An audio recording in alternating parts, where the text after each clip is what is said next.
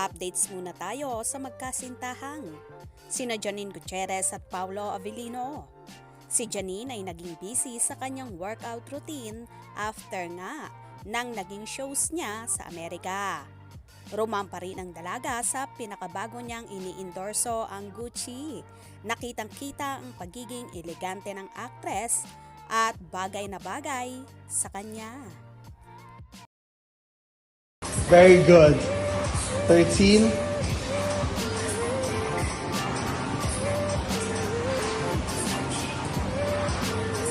18, last two.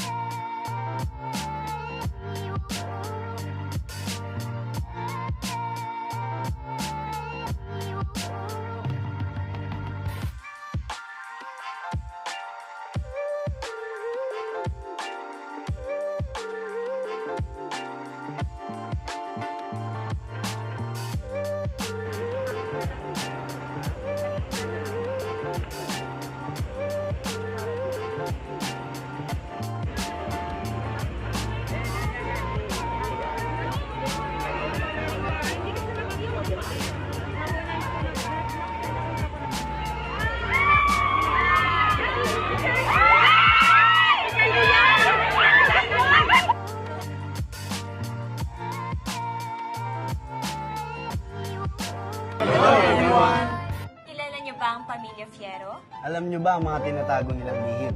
Alamin ang buong kwento namin. Isang kwentong puno ng Family Street. Paghihiganti. and drama.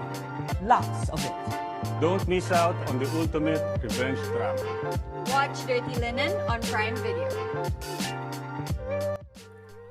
While si Paulo Avellino naman ay naging busy rin sa kanyang workout routine noong mga nagdaang araw at ngayon nga ay kasalukuyan ng nasa Milan, Italy para sa magiging show nila doon kasama ang ASAP family.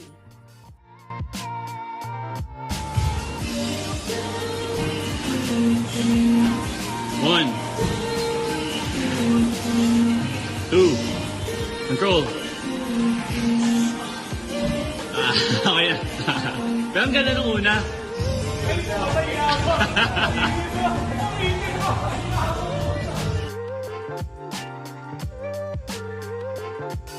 Bahan ako dahil parang binigyan niya ata ako ng solo na spot. So, hindi ko alam kung kakayanin ng boses ko.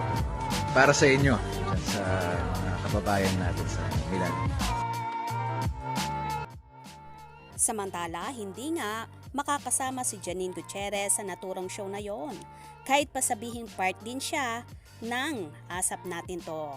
Siguro dinidivide talaga ng ABS-CBN ang mga talents nila dahil si Janine naman ay katatapos nga lang ng naging 2 shows sa Sacramento, California at sa Texas, Houston.